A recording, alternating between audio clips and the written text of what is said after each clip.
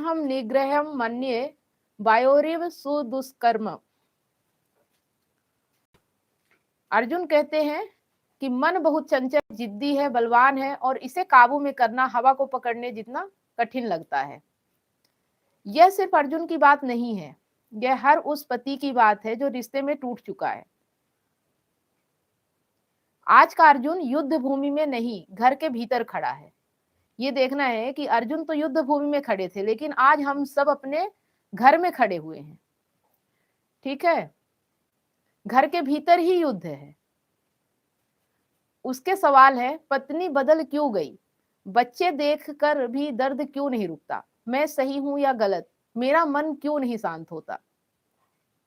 मन कहता है छोड़ दे सब कुछ, फिर मन ही कहता है बच्चों का क्या होगा। यही है मन की चंचलता। एक मन कहता है कि जिस चीज से परेशानी है सब कुछ छोड़ दो, लेकिन फिर वही मन कहता है कि बच्चों का क्या होगा। यही है मन की चंचलता। गीता कहती है समस्या बाहर नहीं है, समस्या मन के भीतर है। एक कहानी से समझते हैं। एक आदमी था, ईमानदार, जिम्मेदार, परिवार वाला। पत्नी बदलने लगी, बातें छुपने लगी, सम्मान खत्म होने लगा। वह रोज सोचता मैं सब ठीक कर लूंगा, पर उसका मन रोज टूटता। एक दिन उसने पूछा मैं क्यों हार रहा हूँ। उत्तर मिला तुम बाहर की लड़ाई लड़ रहे हो जबकि युद्ध भीतर है। उसने पत्नी को नहीं बदला।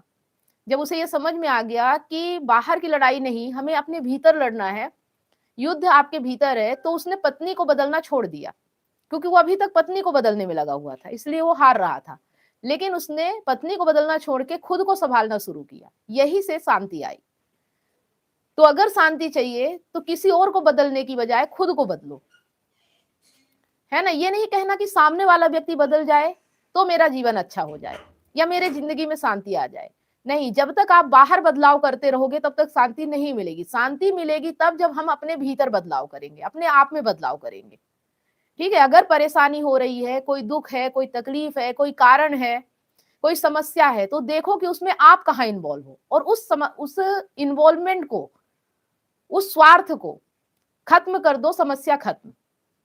यही तरीका है गीता का। ठीक है, देखो कि जो समस्या आ रही है वो कहां से, आप उसमें कहां पे हो जो इन्वॉल्व हो, जो आप उसमें कनेक्ट हो। क्योंकि अगर आप जहां कनेक्ट नहीं हो वहां समस्या नहीं है। समस्या है तो कहीं ना कहीं कोई ना कोई स्वार्थ, कोई ना कोई लालच, कोई ना कोई डर, कोई ना कोई कामना जरूर आप लेके बैठे हो, इसलिए समस्या है।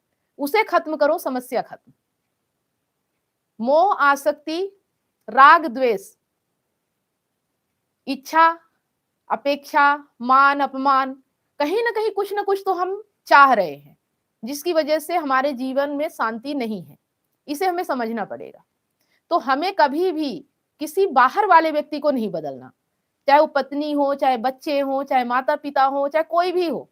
बदलाव करना है तो अपने आप में, अपने अंदर देखो कि आप क्या चाहते हो, और अगर वो मिल रहा है तो किन शर्तों पे मिल रहा है, उसे लेने से इनकार कर दो, समस्या खत्म।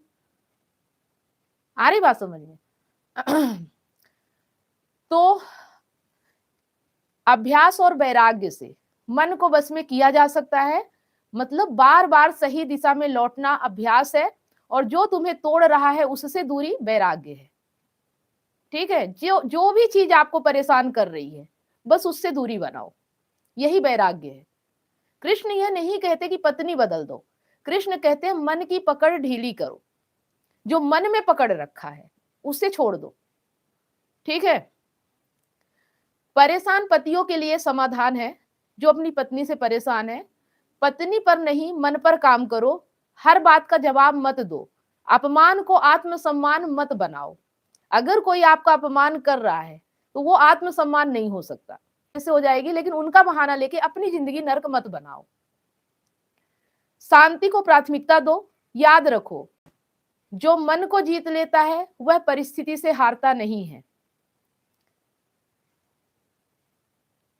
अर्जुन रोए नहीं, उसने सत्य स्वीकार किया। आज का पति भी अगर यह मान ले मेरा दुख मेरी कमजोरी नहीं, मेरा मन है, तो वहीं से मुक्ति शुरू होती है। गीता कहती है मन जीता तो संसार जीता। जिसका अपने मन पे कंट्रोल नहीं वो सब जगह से हार सकता है। लेकिन जिसने अपने मन को जीत लिया वो कहीं भी नहीं हार सकता। और हराते कौन सी चीजें हैं? डर, लालच, काम, क्रोध, मोह, ये चीजें आपको हराती है। अगर आप इनसे विजय पा जाओ तो कोई आपको नहीं हरा सकता इस दुनिया में। ठीक है, इनसे आपको जीतना है, यही धर्म युद्ध है और इन्हीं से आपको युद्ध करना है। तो पत्नी को दोष देने से पहले मन को समझो और खुद को बचाओ, यह गीता है। ठीक है, गीता में यही चीजें बताई जाती हैं कि जो चीज भी आपको तकलीफ दे रही, जहां भी आप दुखी हो रहे हो, तो वहां देखो कि आप वहां क्या चाहते हो, उस चाहत को छोड़ दो, वहीं से शांति हो जाएगी। अब इसमें ये मत बोलना किंतु परंतु लेकिन ऐसा वैसा, अगर ये है तो फिर गीता आपके लिए नहीं है। गीता उसके लिए है जो हर चीज छोड़ने के लिए तैयार है, किसी भी चीज में नहीं फंसता, चाहे वो मोह हो, चाहे आसक्ति हो, चाहे डर हो, चाहे लालच हो, चाहे स्वार्थ हो, चाहे काम हो, उसे वो देख लेता है और वो उसे खत्म कर देता है। इतनी ताकत गीता देती है। उसे अपनी अपनी पकड़ दिख जाती है, अपना स्वार्थ दिख जाता है और वो उस पे काम करता है। वो दूसरों को दोष नहीं देता कि दूसरों की वजह से मेरी जिंदगी खराब हो रही।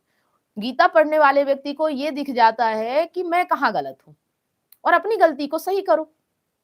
और आपकी गलती क्या है? आपका स्वार्थ, लालच, डर, कामना, अगर ये आपके रिश्ते में है तो आप गलत हो। आपकी तरफ से दूसरा कुछ भी करे, वो मोह में हो, डर में हो, लालच में हो, काम में हो, स्वार्थ में, वो उसकी जिंदगी है। लेकिन अगर आप उससे प्रभावित हो रहे हो तो कहीं ना कहीं आप भी उस चीज में फंसे हुए हो।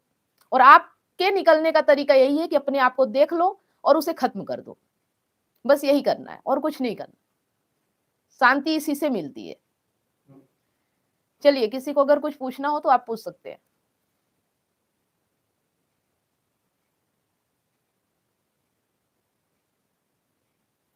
सुनील जी बताइए।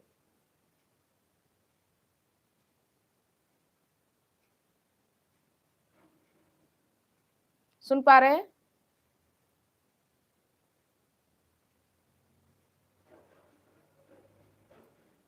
संदीप जी आपको सुनाई दे रहा है? आप बताइए।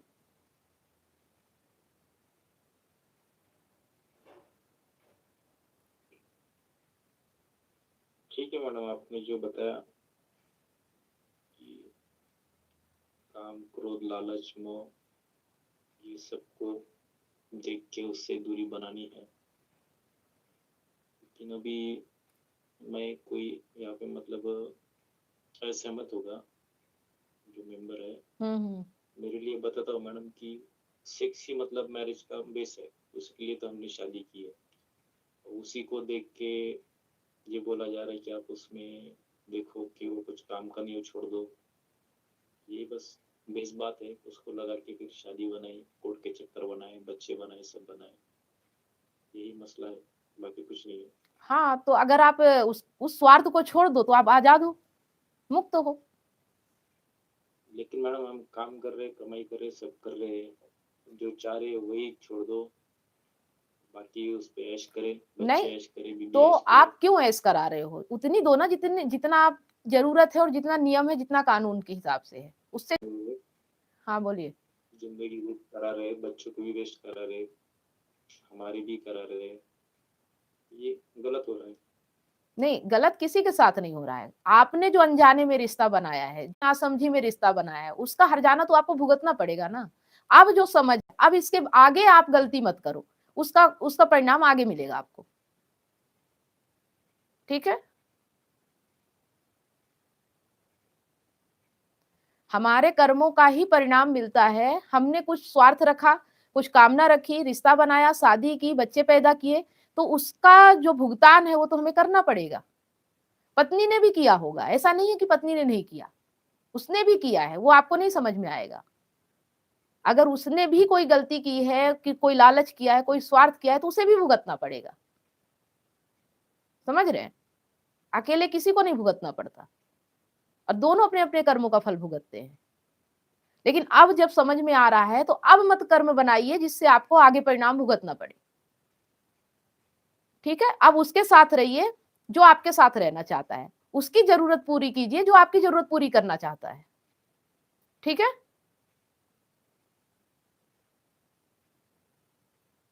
आ रही बात? के बिना मतलब कोई मैडम इंटरेस्टेड नहीं रहता है, बोलने की बात है कि तलाक हो जाएगा, ये हो जाएगा। क्या होता है? बाकी भी रहते सब स्वार्थी है, उनको भी घर चाहिए, पैसा चाहिए, अपनी व्यवस्था होगी तो साथ में आएंगे, नहीं तो नहीं आएंगे। ऐसा चाहे वो पढ़ा लिखा हो, जॉब करने वाला हो, कैसा भी हो।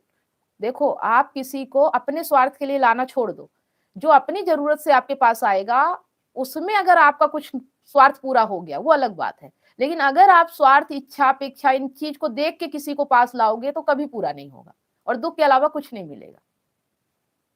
ठीक है, यही कड़वा सत्य है, इसे एक्सेप्ट नहीं किया जा रहा है, इसीलिए परेशानी है, इसे एक्सेप्ट करना पड़ेगा।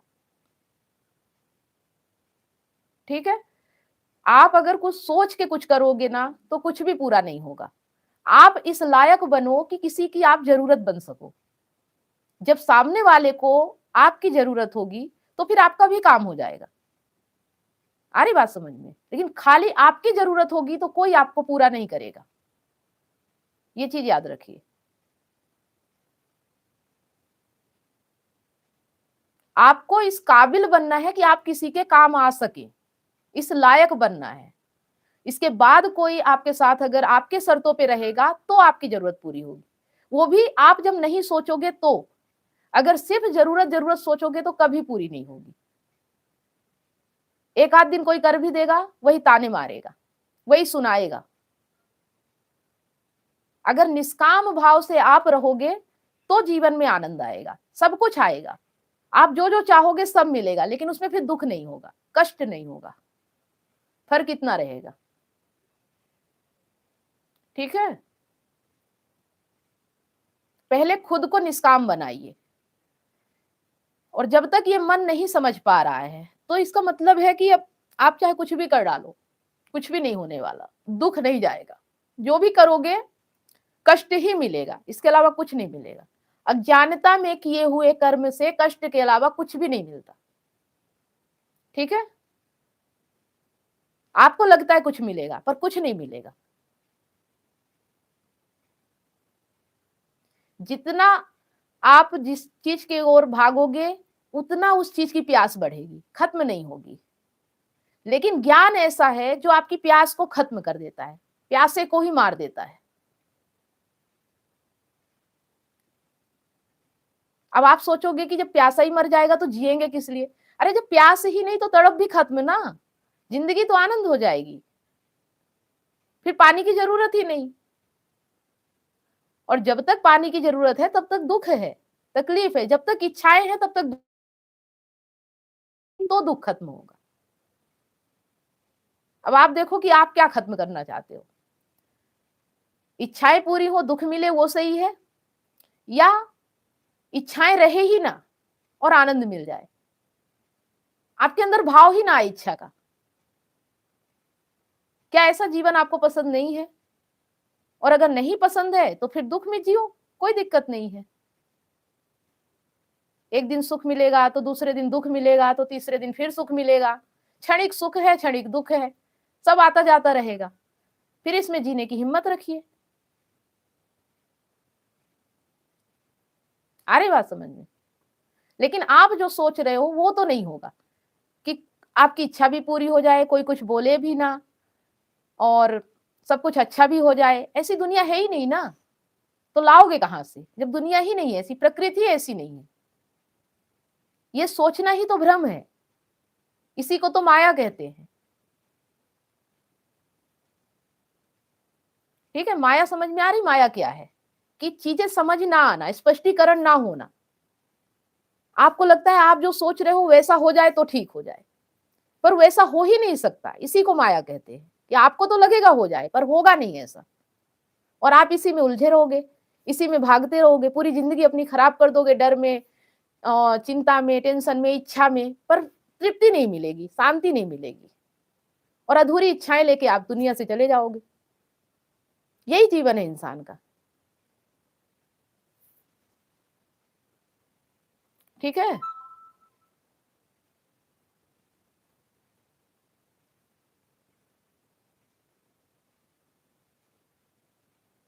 और कुछ पूछना है? समझ में आया जो मैंने बोला? Okay madam. समझ में तो रोज आता है पर मन नहीं मान रहा है, मन चंचल है, वो दो तरह से सोचता है। अगर आप क्षणिक सुख के पीछे भाग रहे हो तो दुख भी निश्चित है, लेकिन अगर परमानेंट इलाज चाहिए तो उसके लिए अपनी इच्छाओं को समझना पड़ेगा, इच्छाओं को खत्म करना होगा। जो ये इच्छा करने वाला है इसे समझना पड़ेगा, ये कौन है जो इच्छाओं के पीछे भाग रहा है।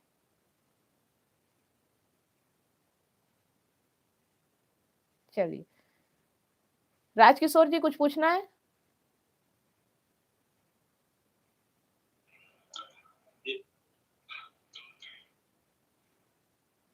मुझे ऐसा लगता है कि जैसे अभी वाइफ थी और 3 दिन 6 साल 7 साल तो आज पूरी हो जा रहा है पूर्ण से। आज इतने दिन रहे एक साथ ही एक तो साथ से बात भी साथ किया और आज जा रहा है तो इस चीज के लिए हो जाता है। आप समझते हैं कि बात ऐसा हुआ ऐसा अंदर से फिर भी अंदर से तो हो जाता है कि इतने दिन साथ में रहे अंदर से होता है। पर एक चीज आपको ये नहीं समझ में आ रही है कि ये सिर्फ आपको लग रहा है, अगर उसको भी लगता तो आपके रिश्ते में प्रॉब्लम आती ही नहीं। ये एक तरफा आपको लग रहा है कि इतने दिन साथ रहे, इतने साल साथ रहे और ऐसा हो रहा है, तो ये आप सोच रहे हो ना, तो आपकी सोच आपके पास है, वो अपनी जिंदगी अपने तरीके से जी रही, वो आपकी सोच के हिसाब से थोड़ी चल रही है। और आप सोचोगे भी तो अकेले क्या कर लोगे? अगर आप किसी और के साथ के लिए तड़प रहे हो, किसी और के साथ से आपका जीवन बेहतर होगा, तो आप तो उसकी मर्जी के गुलाम हो गए फिर, और कैसे पूरा होगा ये बताओ?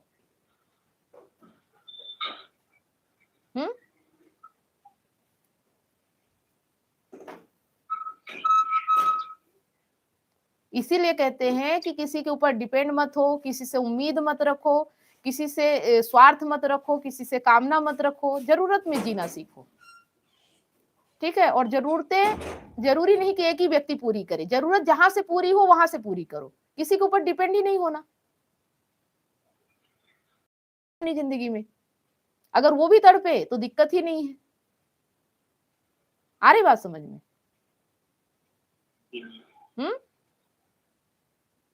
तो आपको वो सोचना है जो आप कर सकते हो, आप वो मत सोचो जो दूसरे के ऊपर डिपेंड है कि वो करेगी तब होगा। आप वो सोचो जो आप कर सकते हो, जो आपके अधिकार में है। ठीक है?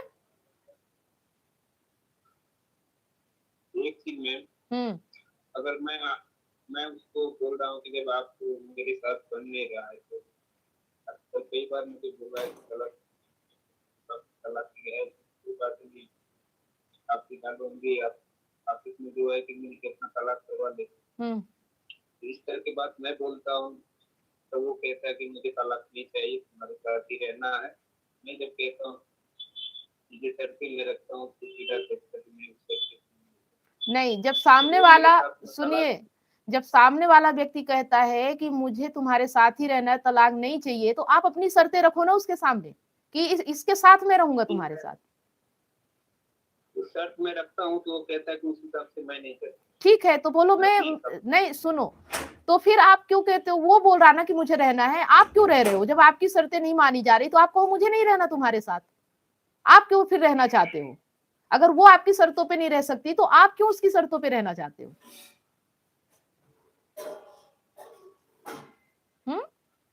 आप भी तो कह सकते हो ना कि अगर मेरी शर्तों के अनुसार रहोगी तो मैं तुम्हारे साथ रहूंगा, नहीं तो मैं तलाक लूंगा। वो कहती है कि मैं तुम्हारे साथ रहूंगी, तलाक नहीं दूंगी। आप कहो कि मैं अपनी शर्तों के साथ रहूंगा, नहीं मैं तलाक दूंगा। आप क्यों नहीं बोल पाते हो?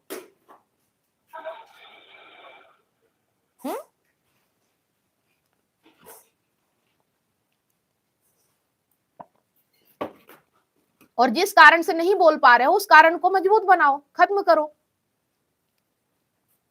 बात समझ में आ रही है?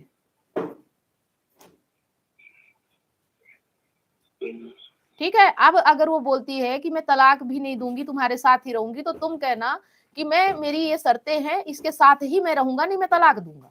फिर देखना क्या बोलती है। ठीक है,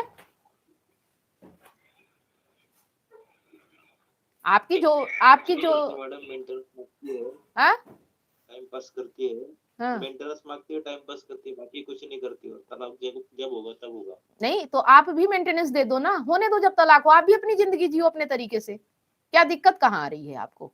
आप तो तलाक का केस दायर कर दो और मेंटेनेंस दे दो, आप भी अपना टाइम पास करो, आपको क्या दिक्कत है? तो एक चीज है ना मैम, अगर मेंटेनेंस का भी बात होता है ना, तो उसमें मेंटेनेंस इस हिसाब से लिया जाता है कि मुझे लगता है कि वो करीबन 5 से 6 साल मुझे खटना पड़ेगा ना, कमा के दूंगा 6 साल 7 साल, तब जाके पूरा होगा मेंटेनेंस। तो फिर ये आपकी सुनो, देखो आपकी जो इनकम होती है मेंटेनेंस उसी पे दिया जाता है। और अभी मेंटेनेंस एक चीज और है कि अब मेंटेनेंस बंद हो रहा है, अगर महिला कमा सकती है, पढ़ी लिखी है, तो मेंटेनेंस नहीं दिया जाएगा, समझ रहे हैं? अब चाहे पति तलाक दे आगे, चाहे पत्नी तलाक दे आगे, उसमें मेंटेनेंस नहीं देना पड़ेगा अगर महिला सक्षम है तो। ठीक है, बात ऐसी मैडम, महिला सक्षम है, उसको पढ़ाया लिखा है सब है, लेकिन अब जाके वो भिखारी बन गई है, उसको जॉब नहीं लग रहा है, और तलाक जो है वो देना नहीं है, तो भगवान जाने कब मिलेगा। नहीं तलाक मिलेगा, आप तो केस कर दो और अपनी जिंदगी अपने तरीके से जियो, जल्दी तलाक हो जाएगा। अपनी जिंदगी अपने तरीके से जीना शुरू करो, बहुत जल्दी तलाक हो जाएगा, शुरू तो करो। ठीक है मैडम, शुरू कर देते हैं। हाँ, तलाक क्यों नहीं होगा? अगर पति मेंटेनेंस दे रहा है और किसी और के साथ उसके अफेयर है, तो पत्नी तलाक ले सकती है, तुरंत लेगी वो तलाक, क्यों रहेगी आपके साथ? ये बताओ। हमारे यहाँ फिर कुछ है नहीं मैडम, जबरदस्ती थोपे गए। नहीं तो आप सही करो ना, थोपना है तो सही करो, सच में करने दो। करना पड़ेगा, घूमना पड़ेगा। हाँ, तेरा तलाक नहीं है भाई, नहीं चाहिए। नहीं ऐसा फंसा के रखा है। नहीं, फंसाना नहीं है, आप बिना शादी के जीवन साथी के साथ रहो। अच्छा जीवन साथी जो होगा ना, उसे शादी करने की जरूरत नहीं पड़ती। अगर सच्चा जीवन साथी अच्छा जीवन साथी है तो उससे शादी करने की जरूरत ही नहीं है, वो आपके साथ बिना शादी के रह लेगा। पहले ऐसा बनो तो सही आप। शादी और कानून, इनको तो कम लोगों को जरूरत पड़ती है, जो मजबूत बन जाए उसे शादी की जरूरत नहीं है, ना किसी कानून की जरूरत है, ना कोर्ट की जरूरत है। बस वो अपनी मर्जी से कहते कि मैं किसी के साथ भी रह सकती हूँ, कोई आपको अलग नहीं कर सकता, ना कोई कानून, ना कोई समाज। ठीक है, जमाना वैसा है। पहले आप उस लायक, पहले आप, हाँ बोलिए। कि आप तो तलाक नहीं है, क्लियर नहीं है। हाँ, तो फिर वो कमजोर व्यक्ति है, वो कमजोर व्यक्ति है। बच्चे वापस आ गए तो मैं क्या बोल रही हूँ, वो कमजोर व्यक्ति है। आपको क्यों नहीं हो रहा है क्लियर? नहीं, मैं क्या, सुनिए, सामने वाला जो बोल रहा है ना कि आपका तलाक होगा तभी मैं रहूंगी, तो फिर वो कमजोर व्यक्ति है, उसके साथ भी मत रहो, नहीं तो बाद में आगे जाके उससे भी तकलीफ में आओगे। ठीक है, जो ओपन माइंडेड व्यक्ति नहीं है उसके साथ अगर रहोगे तो तकलीफ में ही रहोगे, ये चीज समझ लो, ये उसकी बुद्धिमानी नहीं है। ओपन माइंडेड मैडम, लड़की कमाती भी रहे, भले वो 20,000 कमाए या 80,000 कमाए, वो बोलती है मेरा तो तलाक क्लियर है, आपका क्लियर नहीं है। तो पैसे से मतलब थोड़ी है, पैसे से मतलब नहीं है, मतलब विचार से है, वो विचार से संकुचित है, ओपन माइंडेड नहीं है। भले वो पैसे कमा रही तो क्या हुआ, वो सिक्योरिटी चाहती है, उसको शादी में गारंटी लगती है, आप पे भरोसा नहीं है, तो कहां से वो ओपन माइंडेड हो गई? इसका मतलब आप अभी कमजोर हो और आप गलत व्यक्ति के साथ हो अभी। पहले आप खुद में, अपने आप में मजबूत बनो, सब डर खत्म करो, शर्तें आपकी होनी चाहिए, सामने वाला कैसे शर्तें आपसे मनवाता है, इसका मतलब आप जरूरतमंद हो, आपकी गरज ज्यादा है, ये चीज समझो। और जहां भी आपके तरफ से पहल होगी, आपकी जरूरत होगी, आपकी गरज होगी, तो तकलीफ आपको ही होगी, किसी और को नहीं होगी, है ना? तो इतनी जल्दबाजी क्यों कर रहे हो? अभी एक रिश्ते से बाहर निकले हो, पहले अपने आप को मजबूत बनाओ, अपने जो ये डर, लालच, स्वार्थ, ये कामना जो भी आपके दिमाग में आ रहा, पहले इनसे विजय पाओ, उसके बाद नए रिश्ते में जाओ। कुछ नहीं मैडम, सेक्स से बाकी कुछ नहीं है। तो उसके लिए रिश्ता बनाने की क्या जरूरत है? अगर सेक्स की जरूरत है तो सेक्स तो बहुत है, कहीं भी चले जाओ, पर उसके लिए इतने बंधन में फंसने की क्या जरूरत है? वो बस नहीं, ये समाज ने आपको सिखाया है, ये समाज ने आपको सिखाया है कि अगर रिश्ता नहीं तो सेक्स नहीं, ये समाज ने सिखाया आपको, और इसीलिए फिर आप समाज के तरीके से जीना चाहते हो तो जियो। एक छुट्टी है, दूसरी भी वही करेगी आपको। जब तक आप ऐसे ही रहोगे, अपने आप में बदलाव नहीं करोगे, तब तक बाहर बदलाव नहीं आएगा। एक व्यक्ति को लग रहा है कि गलत है, दूसरा भी गलत होगा, क्योंकि गलती उनकी है, गलती आपकी है, क्योंकि आप कहीं ना कहीं फंसे हुए हो। और जब तक आप अपने अंदर से नहीं निकलोगे, तब तक बाहर कुछ भी नहीं सही मिलेगा आपको। कहीं ना कोई समस्या आपको मिलेगी ही मिलेगी, क्योंकि आप बाहर दुनिया में समस्या देख रहे हो। वो कहती है, वो ऐसी है, वो वैसी। आप अपने आप को देख रहे हो, आपके अंदर कितना डर भरा हुआ है, ये चीज देख पा रहे हो आप अपने आप में? पहले अपना डर तो निकालो। अब बोलोगे कैसे करूं? जो जो चीजें पकड़ रखा है सब छोड़ना पड़ेगा, चाहे वो शारीरिक हो, चाहे मानसिक हो, चाहे जो भी हो। कैसे छोड़ दूं? छोड़ के देखो कैसे छूटता है। छोड़ना पड़ता है। ओके मैडम, मैं छोड़ के आपको पर्सनली रिप्लाई करूंगा। हाँ छोड़ा। हाँ, और फिर देखो, जब छोड़ने की ताकत आ जाए ना, हाँ, छोड़ने की ताकत आ जाए ना जिस दिन, उस दिन आप मजबूत बन जाओगे। ये चीज आप याद रखो। और जिस दिन आप में छोड़ने की ताकत आ गई और सब छोड़ दिया, उस दिन सब कुछ मिल जाएगा। हिम्मत तो करो अपने आप में, आप हिम्मत ही नहीं कर पा रहे हो।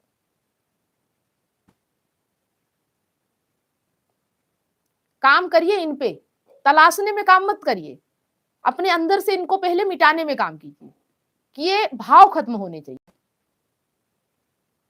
बाहर साथी मत तलाशिए, साथी अपने आप ढूंढता हुआ आपके पास आएगा। पहले आप इस भाव से मुक्त हो जाइए, ठीक है?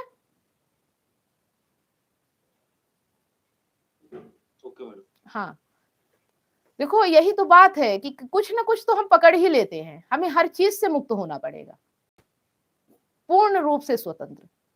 कुछ भी नहीं पकड़ना चाहिए। कोई कुछ बोल दिया तो हम पकड़ लेते हैं, कोई हमारी बेइज्जती कर जाएगा, कोई हमें स्वार्थी कह जाएगा, कोई हमें कुछ कह जाएगा। हम दूसरों पे ही पड़े हुए हैं, इसीलिए हम मुक्त नहीं हो पा रहे, इसीलिए हम स्वतंत्र नहीं, इसलिए हम परेशान हैं। सब भाव से मुक्त होना पड़ेगा। कौन क्या कहता है, कौन क्या सोचता है, कौन क्या बिगाड़ता है, वो उसकी मर्जी। आपको अपने भाव में रहना है, ठीक है?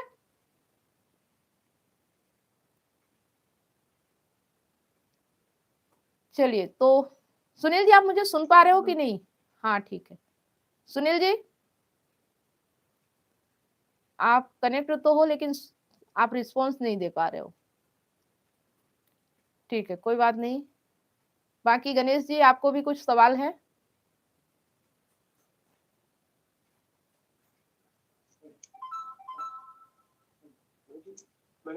हाँ बोलिए। हाँ, वो तो केस तो चल ही रहा है। हाँ भी। हाँ, मेंटेनेंस शुरू हो गया? हाँ, 2-3 महीने हो गए। कितना दे रहे हैं? मैं तो 12,000। इनकम कितनी है आपकी? मतलब 50 से ऊपर की थोड़ा। आप देखो, सब लोग ध्यान से समझ लेना, 50,000 से ऊपर इनकम है, 12,000 मेंटेनेंस दे रहे हैं, क्या फर्क पड़ता है ये बताओ? स्वतंत्र तो है ना जिंदगी में अपने? हाँ, पर पहले इतने सालों तक बच्चों को भी पढ़ाया, सभी कुछ खर्च किया। नहीं, वो तो ठीक है, बच्चों को पैदा किया, पढ़ाया, खर्च किया, वो अच्छी बात है, लेकिन मेंटेनेंस तो ज्यादा नहीं देना पड़ रहा है ना आपको? हाँ, तो पर सब कुछ खत्म हो गया मतलब। हाँ, ये होता है कि अगर आप सिर्फ जरूरत के लिए मेंटेनेंस दिलाया जाता है, आपकी पूरी प्रॉपर्टी नहीं ले ली जाती है। अगर आप सही कानून समझोगे ना, जानोगे, तो कोई भी आपको जबरदस्ती कुछ भी नहीं ले सकता, ठीक है? और आगे का भविष्य भी खत्म ही है हाँ, हमारे। अपने मन की जिंदगी जियो ना, मुक्त हो आप, क्या फर्क पड़ता है? चलो ठीक है, कमा रहे हैं तो दे दिया, खा लो, क्या दिक्कत है? अगर उससे कोई दिक्कत नहीं है आपका पैसा खाने में, तो आपको क्या दिक्कत है खिलाने में? खाने दो, इसी में खुश रहे वो, ठीक है ना? अभी भी चाल खेल रहे हैं मैडम। अभी हाँ बोलिए। रिटायर हो जाएंगे, उनकी इनकम 50,000 नहीं रहेगी, तो फिर क्या करेंगे? नहीं, मेंटेनेंस भी उस हिसाब से होगा, जैसे बढ़ेगी तो बढ़ जाएगा, घटेगी तो घट जाएगा, वो परसेंटेज पे रहता है, इनकम का परसेंटेज। रिटायर होने के बाद पेंशन रहेगी मैडम 5-10 हजार, उससे ऊपर क्या? नहीं, वो रिटायर पे भी उतना ही आज के समय में कम नहीं होता है, आधा तो रहता ही है। और एक आदमी के लिए यही तो है, क्या होगा? अरे क्या होगा सोचोगे तो जी ही नहीं पाओगे। जब होगा तो उस वक्त सोचेंगे, हो सकता है उनके पास और माइंड आ जाए और उससे ज्यादा इनकम करे, मेंटेनेंस तो उतना ही रह जाएगी ना। ये क्यों नहीं समझ पा रहे आप? क्या जरूरी है कि नौकरी पे ही डिपेंड रहेंगे? कल को उनके पास कोई और हुनर आ जाए और उससे भी इनकम करे तो हमें दुख देता है।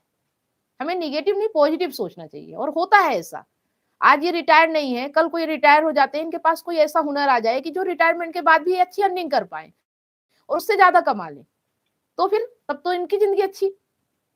और अगर चला भी गया तो भी बुरी नहीं है। अगर वो इतने में जी सकती है तो ये भी जी सकते हैं। अकेले ही है ना।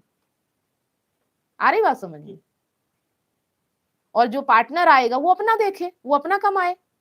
अब दोबारा ऐसी गलती करना ही नहीं कि किसी को बेरोजगार को लाके अपने घर पे बिठा लेना है। ठीक है गणेश जी, अब दोबारा ऐसी गलती मत करना कि कोई बेरोजगार महिला को अपने घर लाके बिठा लो, है ना। तैयार नहीं हुए कोई, किसी को तैयार करना भी नहीं है। हाँ, है ना। हाँ। मौज करो। जिंदगी दुनिया में हर चीज जब पैसे से मिल जाता है तो सुख भी पैसे से मिल जाता है। जो सुकून चाहिए वो पैसे से मिल जाता है। टेंशन क्यों इतना पालना? भावनात्मक जुड़ाव रखो ही मत किसी से। जैसे हम मकान बनाएंगे तो मकान कभी लेंगे हो, मैं तो बना नहीं रहा हूँ अभी कुछ। नहीं, ऐसा नहीं है। एक बार क्लियर कर दो जो भी है और खत्म करो कहानी। आप भी कोर्ट में कह दो कि इसके बाद अब कोई जिम्मेदारी नहीं मेरी। ठीक है। देखो, नियम कानून को सही तरीके से जानो। पुरुषों के लिए भी पुरुष आयोग बना है, आप उन चीजों का फायदा उठाओ, है ना। आप जागरूक कम होते हो, इसलिए महिलाएं जागरूक ज्यादा रहती हैं कानून के उसमें, इसलिए वो आपके साथ खेल खेल पाती हैं। आप जागरूक रहोगे तो उनके खेल टूट जाएंगे। ठीक है। कानून सबके लिए बराबर होता है, सबके लिए परिस्थिति स्थिति के अनुसार महिला पुरुष के लिए बनाया जाता है। अगर आज पुरुषों को जरूरत है तो पुरुषों के लिए भी कानून बन रहे हैं। जिस हिसाब से जरूरत है उस हिसाब से बन रहे हैं। आपका भी ज्यादा नुकसान नहीं होगा। ठीक है। बस आप अपने मन की जिंदगी जीने की हिम्मत रखो, और कुछ नहीं होता। डरने वालों के लिए तो हर चीज डर आएगी आपको, लेकिन जो सबसे डर छोड़ दे कि मेरा ज्यादा से ज्यादा नुकसान क्या होगा, बिगड़ेगा क्या, तो कुछ भी नहीं होता। ठीक है। चलिए, तो संदीप जी आप भी यही समझिए और अपने आप को मजबूत बनाइए। बाकी अगर जरूरतें हैं तो जरूरतें पूरी करने के लिए व्यवस्थाएं भी हैं, आप उन व्यवस्थाओं का लाभ उठाइए। और अब ज्यादा मैं क्या कहूँ। ठीक है। इमोशनल किसी के साथ कनेक्ट मत होइए, भावनात्मक कनेक्ट मत होइए, यही दुख है। ठीक है। भावनात्मक रूप से अपने आप में रहिए, अपने आप में आनंदित रहिए, मौज करिए और जरूरत कहीं से भी पूरी करिए, कोई दिक्कत नहीं है। ठीक है। दिक्कत आपकी सोच में है, सोच को बदलिए, समझ को बढ़ाइए और जिंदगी आसान बनाइए। ठीक है। तो आज के लिए इतना ही, फिर मिलते हैं नेक्स्ट लाइव सेशन में। गुड नाइट सभी लोगों को। क्या आप अपने पार्टनर की बेवफाई से टूट चुके हैं?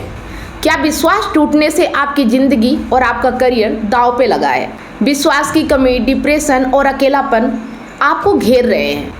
आप अपने हस्बैंड, वाइफ या सहकर्मियों पर भरोसा नहीं कर पा रहे हैं, लेकिन अब यह दर्द खत्म हो सकता है। मैं कमलेश सोनी पिछले 8 वर्षों से हजारों रिलेशनशिप्स पर काम किया है और कंसल्ट करके उनके साथ उनकी प्रॉब्लम पर साथ मिलकर जो भी समाधान हो सकता है हमने किया और 100% गारंटी के साथ समाधान मिला और आज वो खुशी से जीवन जी रहे हैं। और मेरा मिशन है आपको निराशा से निकालकर खुशहाल जिंदगी की ओर ले जाना। मेरा 90 दिन का विश्वास और रिकवरी सिस्टम आपकी जिंदगी बदल देगा। हमारे एक्सपर्ट्स कोचिंग, कंसल्टिंग और हीलिंग के साथ अपने रिश्ते में विश्वास और प्यार वापस लाएं, डिप्रेशन और अकेलापन से मुक्ति पाएं और अपनी मैरिड लाइफ और करियर को नई उड़ान दें।